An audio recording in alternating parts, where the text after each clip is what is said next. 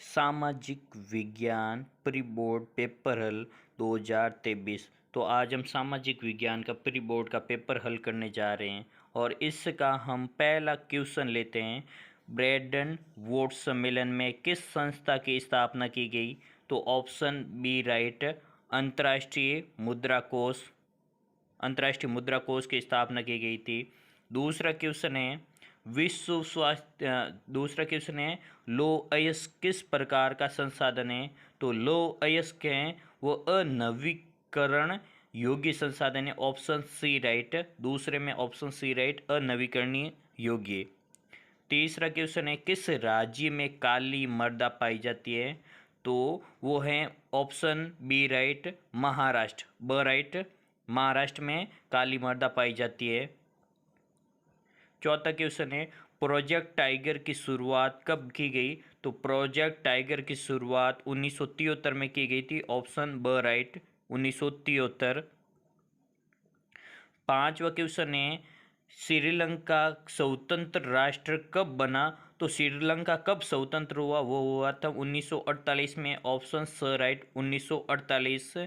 और छठा क्वेश्चन है कौन सी सूची सत्ता की साझेदारी की सूची नहीं है? तो हमारे देश के शासन को देश का संविधान है और उसमें सरकारें होती हैं, उनको अनेक सूचियाँ दी गई, 3 प्रकार की सूचियाँ। तो संघ सूची उसमें शामिल है, राज्य सूची उसमें शामिल है, समवर्ती सूची शामिल है, लेकिन एक सूची है सह सूची, वो शामिल नहीं है। ऑप्शन द राइट, सह सूची उसमें शामिल नहीं है। सातवां क्वेश्चन है मध्य आय वाला देश कौन सा है? तो मध्य आय वाला देश है भारत। ऑप्शन ब राइट, भारत देश की आय है जो मध्य आय है। औद्योगिक क्षेत्र कहा जाता है? तो औद्योगिक क्षेत्र द्वितीय क्षेत्र को कहा जाता है। ऑप्शन ब राइट, द्वितीय क्षेत्र को औद्योगिक क्षेत्र कहा जाता है। विभिन्न देशों के बीच परस्पर संबंध और तीव्र एकीकरण की प्रक्रिया कहलाती हैं, वो कहलाती है वैश्वीकरण। तो विभिन्न देशों के बीच परस्पर संबंध और तीव्र एकीकरण की प्रक्रिया वैश्वीकरण कहलाती है। Option the right. Gandhi ji का भारत में प्रथम आंदोलन था? तो इसमें लोग कंफ्यूज होते हैं, वे कुछ करते हैं उसमें चंपारण ये सत्याग्रह था, और गांधी जी का भारत में प्रथम आंदोलन था असहयोग आंदोलन। Option the right. और चंपारण प्रथम सत्याग्रह था, प्रथम आंदोलन असहयोग आंदोलन था। ऑप्शन ब राइट। 11वां क्वेश्चन है किस समूह द्वारा तमिल इलम की मांग की गई? तो वो समूह था श्रीलंकन तमिल ने इलम एक संगठन बनाया था, और इस इलम को लिट्टे भी कहा जाता है। इसका पूरा नाम है लिबरेशन टाइगर्स ऑफ तमिल इलम। 12वां क्वेश्चन है आर्थिक मंदी विश्व में कब शुरू हुई? तो ये 1929 में शुरू हुई थी। ऑप्शन ब राइट, 1929। नेपाल में लोकतांत्रिक संविधान 2015 में बना है। नेपाल में लोकतांत्रिक संविधान 2015 में बना है। श्रीलंका में सहेली भाषा को 1956 में राजभाषा घोषित किया गया था। तो इसमें रिक्त स्थान है, उसमें आएगा श्रीलंका में 1956 में राजभाषा घोषित किया गया था सहेली भाषा को। मानव विकास रिपोर्ट जारी करता है? तो यूएनडीपी मानव विकास रिपोर्ट जारी करता है। और तृतीय क्षेत्र को सेवा क्षेत्र और प्राथमिक क्षेत्र को कृषि क्षेत्र कहा जाता है। 17वां क्वेश्चन है मक्का के आयात पर लगी प्रतिबंध को कॉरन लॉ कहा जाता है। 18वां क्वेश्चन है बोलिविया में हुआ युद्ध रिक्त स्थान कहलाता है? तो जल युद्ध कहलाता है। और 19वां क्वेश्चन है नारीवाद क्या है? तो नारीवाद का अर्थ है नारियों या महिलाओं द्वारा समान अधिकारों और अवसरों के लिए किया गया आंदोलन नारीवाद कहलाता है। एक बार वापस, नारियों या महिलाओं द्वारा समान अधिकारों और अवसरों के लिए किया गया आंदोलन नारीवाद कहलाता है। 20वां क्वेश्चन है उदारीकरण किसे कहते हैं? तो उदारीकरण का मतलब होता है सरकार द्वारा अवरोधों या प्रतिबंधों को हटाना, उदारीकरण कहलाता है। और 21वां क्वेश्चन है राष्ट्रीय आय से क्या तात्पर्य है? तो राष्ट्रीय आय का मतलब होता है वर्ष भर में किसी देश में अर्जित आय की कुल मात्रा को राष्ट्रीय आय कहा जाता है। रिपीट, वर्ष भर में किसी देश में अर्जित आय की कुल मात्रा को राष्ट्रीय आय कहा जाता है। 22वां क्वेश्चन है संघवाद किसे कहते हैं? तो संघवाद का मतलब होता है किसी देश में एक से अधिक स्तर की सरकार का होना संघवाद कहलाता है। एग्जाम्पल, केंद्र सरकार, राज्य सरकार, स्थानीय सरकार। जब ये तीनों सरकारें मिलकर कार्य करती हैं तो इनको संघवाद कहा जाता है। 23वां क्वेश्चन है सिल्क मार्ग से आप क्या समझते हैं? तो सिल्क मार्ग का मतलब होता है चीनी रेशम को जिस मार्ग से पश्चिमी देशों तक पहुंचाने वाले मार्ग को रेशम मार्ग कहा जाता है। चीनी रेशम थी, उनको जिस मार्ग से पश्चिमी देशों तक पहुंचाया जाता था उस मार्ग को रेशम मार्ग कहा जाता है। 24वां क्वेश्चन है रीडर पेस्ट क्या है? तो रीडर पेस्ट मवेशियों को होने वाली बीमारी थी। मवेशियों का मतलब होता है पशुओं में होने वाली एक बीमारी थी जो 1890 में अफ्रीका में फैली थी। 25वां क्वेश्चन है सतत पोषणीय विकास से आप क्या समझते हैं? तो सतत पोषणीय विकास का मतलब होता है ऐसा विकास जो पर्यावरण को बिना नुकसान पहुंचाए और हमारी आने वाली पीढ़ी को ध्यान में रख कर किया गया विकास सतत पोषणीय विकास कहलाता है। रिपीट, ऐसा विकास जो पर्यावरण को बिना नुकसान पहुंचाए और हमारी आने वाली पीढ़ी को ध्यान में रख कर किया गया विकास सतत पोषणीय विकास कहलाता है। 26वां क्वेश्चन है खिलाफत आंदोलन क्यों शुरू किया गया? तो खिलाफत आंदोलन प्रथम विश्व युद्ध हुआ था, उसमें दो गुट थे, एक तो धुरी राष्ट्र एक मित्र राष्ट्र, और उसमें धुरी राष्ट्र की हार हुई थी, मित्र राष्ट्रों की विजय हुई थी। तो धुरी राष्ट्र में एक देश शामिल था जिसका नाम था टर्की, और उस देश का एक खलीफा होता था जो विश्व में जितने भी मुसलमान हैं उनका अध्यक्ष होता था, और उनको जब पद से हटा दिया गया मित्र राष्ट्रों द्वारा तो भारत में दो भाई थे शौकत अली और मोहम्मद अली, उन्होंने इन टर्की के खलीफा को पद से हटाया गया तो उनके विरोध में उन्होंने भारत में खिलाफत आंदोलन शुरू किया था। दो भाइयों ने, शौकत अली, मोहम्मद अली ने। 27वां क्वेश्चन है ऋण की शर्तें क्या हैं? लिखिए। तो ऋण की शर्तों का मतलब होता है जब हम किसी औपचारिक या अनौपचारिक स्रोत से जब हम पैसे उधार लेते ब्याज पर तो हमसे वो पहले शर्तें रखते हैं, जैसे ब्याज दर कितनी देंगे, कितने समय में पैसे वापस दिया जाएगा, ब्याज दर, समय, कागजात, भूमि, गाड़ी आदि के वो कागजात मांगता है, और ये सभी ऋण की शर्तें कहलाती हैं। 28वां क्वेश्चन है सीढ़ीदार कृषि क्या है? तो सीढ़ीदार कृषि का मतलब होता है पर्वतीय क्षेत्रों में छोटे छोटे खेत बनाकर की गई कृषि को सीढ़ीदार कृषि कहा जाता है। और 29वां क्वेश्चन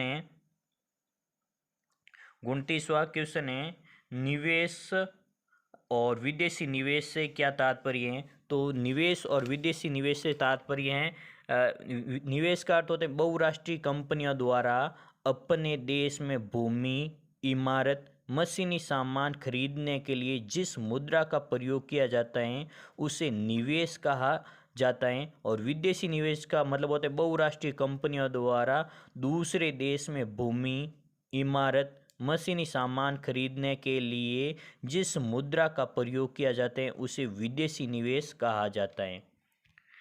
30वां क्वेश्चन है WTO की स्थापना कब हुई? वर्तमान में इसके कितने देश सदस्य हैं? तो WTO की स्थापना, WTO का पूरा नाम है विश्व व्यापार संगठन, वर्ल्ड ट्रेड ऑर्गेनाइजेशन, और इसकी स्थापना 1 जनवरी 1995 को हुई थी, और वर्तमान में इसके 164 देश सदस्य देश हैं। और 31वां क्वेश्चन है फसलें कितने प्रकार की होती हैं? फसलें 3 प्रकार की होती हैं, रबी की फसल, खरीफ की फसल, जायद की फसल। और 32वां क्वेश्चन है वन कितने प्रकार के होते हैं? वन भी 3 प्रकार के होते हैं, आरक्षित वन, रक्षित वन, अवर्गीकृत वन। एजेंडा 21 के मुख्य उद्देश्य क्या थे? तो एजेंडा 21 19 बोरानो में एक पृथ्वी सम्मेलन हुआ था रियो डी जेनेरियो में, और वहाँ पर एजेंडा 21 तैयार किया गया। इसमें लगभग 100 देशों ने साइन किए थे और इसका प्रमुख उद्देश्य था पर्यावरण को नुकसान पहुँचाने से बचाना। पर्यावरण को कोई भी नुकसान पहुँचाते हैं उनसे बचाना इनका प्रमुख उद्देश्य था। 34वां क्वेश्चन है, संकटग्रस्त जातियां किससे कहते हैं? तो वे जातियां जो अब हाल ही में संकट के दौर से गुजर रही है, उनकी जाति विलुप्त के कगार पर हैं, उनको संकटग्रस्त जातियां कहा जाता है। संघीय शासन व्यवस्था से आप क्या समझते हैं? तो संघीय शासन व्यवस्था से तात्पर्य है कि कार्यपालिका व्यवस्थापिका के प्रति उत्तरदायी होती है, उसे संघीय शासन व्यवस्था कहा जाता है। और संघीय शासन व्यवस्था में वर्तमान में अनेक प्रकार की सरकारें होती है, जैसे भाई केंद्र सरकार, राज्य सरकार, स्थानीय सरकार। जब ये तीनों सरकारें मिलकर कार्य करती हैं तो इन्हें संघवाद कहा जाता है। ऋण के औपचारिक और अनौपचारिक क्षेत्र क्या हैं? तो ऋण के औपचारिक स्रोत का मतलब होता है जब हम किसी सरकारी बैंक से या सहकारी समितियों से पैसे लेते हैं, उनको ऋण के औपचारिक स्रोत कहा जाते हैं। और अनौपचारिक स्रोत का मतलब होता है जब किसी हम साहूकार से, किसी रिश्तेदार से या किसी परिवार के लोग से या कोई धनी या अमीर लोग से जब पैसे उधार लेते हैं, उनको अनौपचारिक स्रोत कहा जाता है। 37वां क्वेश्चन है, परंपरागत और गैर परंपरागत संसाधन को समझाइए। तो परंपरागत का मतलब होता है जिससे हम प्राचीन काल से, वे संसाधन जिसको हम प्राचीन काल से काम में लेते आए हैं, उनको परंपरागत संसाधन कहा जाता है। और गैर परंपरागत का मतलब होता है वे संसाधन जिसको हमने हाल ही में काम में लेना शुरू किया है, उनको गैर परंपरागत संसाधन कहा जाता है। बेल्जियम में सत्ता की साझेदारी के क्या परिणाम निकले? तो बेल्जियम में सत्ता की साझेदारी के परिणाम एक सफल परिणाम निकले थे, क्योंकि बेल्जियम में दो जातियों के बीच में संघर्ष हुआ था, लेकिन बेल्जियम की सरकार ने इन दोनों समुदायों को मिलजुल कर कार्य करने के लिए आगे बढ़ाया और वहाँ पर शांतिपूर्ण ये संघर्ष खत्म हो गया। जलियांवाला बाग हत्याकांड से आप क्या समझते हैं? तो जलियांवाला हत्याकांड हुआ था 13 अप्रैल 1919 को। और जलियांवाला बाग हत्याकांड पंजाब में एक स्थान है, अमृतसर में एक स्थान है जलियांवाला बाग। वहाँ पर लगभग 1500 लोग एकत्रित हुए थे 13 अप्रैल 1919 को। और वहाँ पर एक अंग्रेज आया था जिसका नाम था जनरल ओ डायर, और उन्होंने बिना अनुमति के, चेतावनी के, उन निर्दोष लोगों पर जो इकट्ठा हुए थे जलियांवाला बाग में, उन पर गोलियां चला दी और उसमें लगभग 1500 लोग मारे गए थे। लेकिन अंग्रेजों ने एक रिपोर्ट जारी की, हंटर कमेटी, उसमें बताया गया था कि इसमें 379 लोग ही मरे। और इस घटना को जलियांवाला बाग हत्याकांड कहा जाता है। दांडी मार्च क्या था समझाइए? तो दांडी मार्च, गांधी जी ने लॉर्ड इरविन को 11 शर्तें उनके सामने रखी थी, और उसमें एक प्रमुख शर्त थी नमक कानून को तोड़ना। और उन्होंने लॉर्ड इरविन को 11 मार्च 1930 का समय दिया। 11 तो मांगे थी, 11 मार्च 1930 का समय दिया, और उन्होंने कहा था अगर हमारी 11 मांगे नहीं मानी गई, और उसमें प्रमुख एक मांग थी नमक कानून को तोड़ना, और अगर हमारी मांगे नहीं मानी गई तो हम एक आंदोलन कर देंगे जिसका नाम होगा सविनय अवज्ञा आंदोलन। और जब लॉर्ड इरविन ने मांगे नहीं मानी तो गांधी जी ने 12 मार्च 1930 को दांडी मार्च किया। और ये दांडी मार्च साबरमती आश्रम गुजरात से शुरू किया गया था। दांडी के लिए, दांडी एक नज़दीक स्थान था जिसकी दूरी थी साबरमती आश्रम से 240 मील की, और उन्होंने प्रतिदिन 10 मील की यात्रा तय की। और लगभग 24 दिन में गांधी जी दांडी मार्च पहुंचे थे, और उनके साथ चुने हुए 78 अनुयायी थे, और उसमें एक महिला भी शामिल थी।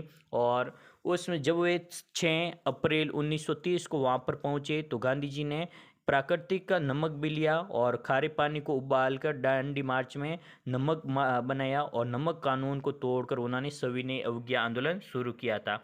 आज हम 40 क्वेश्चन ही कर रहे हैं, और आगे हम और करेंगे, और आप पहले इन वापस क्वेश्चनों को देख सकते हो। 41वां क्वेश्चन है, चावल और गेहूं की खेती के लिए आवश्यक भौगोलिक दशाओं को बताइए। 42वां क्वेश्चन है वोट्स डिस्पेंस से आप क्या समझते हैं। ये हमने पहले ही बता दिया था। इसकी स्थापना 1944 में हुई थी। इनकी दो और संस्थाएं जिसका नाम था विश्व बैंक और अंतर्राष्ट्रीय मुद्रा कोष, जिसको वोट्स डिस्पेंस की जुड़वा संतानें कहा जाता है। विश्व बैंक और अंतर्राष्ट्रीय मुद्रा कोष दोनों की स्थापना 1944 में हुई थी और इनको वोट्स डिस्पेंस की जुड़वा संतानें कहा जाता है। स्वयं सहायता समूह क्या है समझाइए, ये आप कर लेना। और गिरमिटिया श्रमिकों पर संक्षिप्त टिप्पणी लिखिए। आर्थिक विकास के क्षेत्रों का वर्णन कीजिए। बेल्जियम और श्रीलंका में हुए जाति संघर्ष को समझाइए। इंपॉर्टेंट क्वेश्चन है, वही हमने लिए है। और भारत में जाति की राजनीति और राजनीति की जातियाँ समझाइए। दबाव समूह और आंदोलन के राजनीति पर पड़े प्रभावों को समझाइए। और जिस किसी ने हमारे चैनल को सब्सक्राइब नहीं किया है वो हमारे चैनल GKRS रावत चैनल को सब्सक्राइब कर ले, ताकि हमारा नया वीडियो आप तक तुरंत पहुंच सके। और ये जो भी क्वेश्चन है वो सबसे इम्पोर्टेंट क्वेश्चन लिए गए हैं और पिछले एग्जाम में भी ये क्वेश्चन आए हुए हैं। 46वां क्वेश्चन अथवा का है सविनय अवज्ञा आंदोलन से आप क्या समझते हैं, ये हमने पहले ही बता दिया था। 47वां क्वेश्चन है भारतीय रिजर्व बैंक किस प्रकार दूसरे बैंकों पर नियंत्रण रखता है समझाइए। और अथवा में कृषि कितने प्रकार की होती है समझाइए। 48वां क्वेश्चन है असहयोग आंदोलन के प्रमुख कारण और कार्यक्रम लिखिए। तो असहयोग आंदोलन के प्रमुख कारण थे, पहला कारण था रोलेक्ट एक्ट, दूसरा कारण था जलियांवाला बाग हत्याकांड, तीसरा कारण था खिलाफत आंदोलन, चौथा कारण था हंटर कमेटी। और इसके कार्यक्रम, दो कार्यक्रम थे। एक तो था रचनात्मक कार्यक्रम जिसमें स्वदेशी वस्तुओं को बनाना, और दूसरा था पहला था रचनात्मक, दूसरा था बहिष्कार करना। तो विदेशी वस्तुओं का बहिष्कार किया जाता था। 48वां में अथवा में मर्दा कितने प्रकार की होती है। मर्दा इस हमारी बुक्स में 6 प्रकार की मर्दा बताई गई है। 49वां क्वेश्चन है नेपाल में लोकतंत्र और बोलिविया में हुई जल युद्ध को समझाइए। और अथवा में वैश्वीकरण का प्रभाव समान रूप से नहीं पड़ा समझाइए। और फिर आता है मानचित्र में साबरमती गुजरात में, रानीगंज पश्चिमी बंगाल में, तारापुर महाराष्ट्र में, खेतड़ी राजस्थान में, मुंबई हाई ये हैं महाराष्ट्र में। ओके, आज हम इतना ही क्वेश्चन करेंगे। कल और मेरा वीडियो आने वाला है सामाजिक विज्ञान 2023, और इसमें हमारे जो प्री बोर्ड के महत्वपूर्ण प्रश्न हैं उनको लिया गया है।